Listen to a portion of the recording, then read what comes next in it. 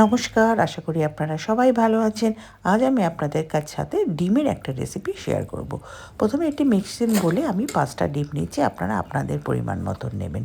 তারপরে ওর মধ্যে চিকেনটাকে ছোট্ট ছোট্ট টুকরো করে আমি ওর মধ্যে দিয়ে দিয়েছি।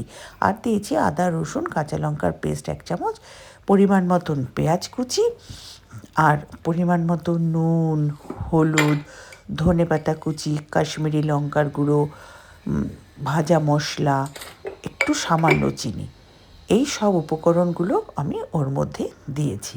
এটা আমি চিকেন দিয়ে করছি। আপনারা যারা চিকেন খান না তারা এর মধ্যে চিংড়ি মাছও দিতে পারেন, যারা তাও খান না তার মধ্যে আপনারা সেদ্ধ করা আলু দিয়েও আপনারা এটা করে দেখতে পারেন। তারপরে সব উপকরণগুলোকে দিয়ে আমি ডিমটাকে খুব ভালো করে ফেটিয়ে নিয়েছি।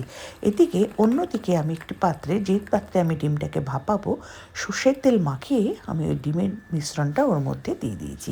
দিয়ে কড়াইতে জল বসিয়ে তার মধ্যে একটা র্যাক ঝিক দিয়ে ওর উপরে বাটিটাকে বসিয়ে প্রথমে গ্যাসটাকে হাই ফ্লেমে, তারপরে কমিয়ে ডিমটাকে ভাপে হতে দিয়েছি।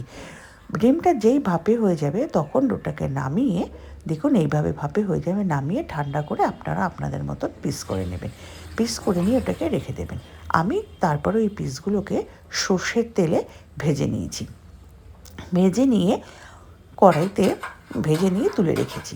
তারপরে আমি কড়াইয়ের মধ্যে পেঁয়াজ কুচি, সর্ষের তেল গরম করে তার মধ্যে পেঁয়াজ কুচি দিয়ে, আর ওর মধ্যে টমেটো কুচি আর মটরশুঁটি দিয়ে ওটাকে একটু ভাজতে শিখেছি। যেই ওটা ভাজা হয়ে আসবে তখন ওর মধ্যে আদা, রসুন, কাঁচা লঙ্কা আর জিরে একটা পেস্ট বানিয়ে আমি ওর মধ্যে দিয়েছি।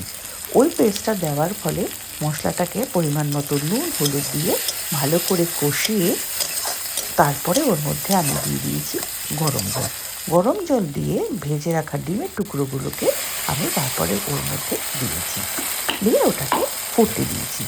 আপনাদের একটা কথা বলে রাখি, এই যে পিসগুলোকে আমি করেছিলাম আপনারা চাইলে এটাকে স্ন্যাক্স হিসেবেও ব্যবহার করতে পারেন। তখন কি করবেন, একটা হালকা করে বেসনের ব্যাটার তৈরি করে নেবেন, নিয়ে ওই পিসগুলোকে না ভেজে ওই সেদ্ধ পিসগুলোকে বেসনের ব্যাটারে ডুবিয়ে তেলে ডিপ ফ্রাই করে নেবেন, তাহলেই হয়ে যাবে বিকেলের স্ন্যাক্স। আর আমি যেহেতু এটা লাঞ্চের জন্য প্রিপারেশন করেছিলাম তাই স্ন্যাক্সটা করিনি, স্ন্যাক্সটাও আগে করেছি, খেতে খুবই ভালো লাগে। আর এটা কি হয়, অনেক সময় দেখবেন বাড়িতে অনেক লোক এসছে অথচ ডিমের পরিমাণ কম আছে, তখন আপনারা এইভাবে এটাকে বানিয়ে নেবেন আর সত্যিই খেতে অপূর্ব হয়। তারপরে ওপর থেকে ঘি দিয়ে এটাকে নামিয়ে নেবেন, আর অল্প একটু ধনেপাতা কুচি দেবেন। এইভাবে আমার তৈরি হয়ে গেছে ডিম চিকেনের ধোকার ডালনা।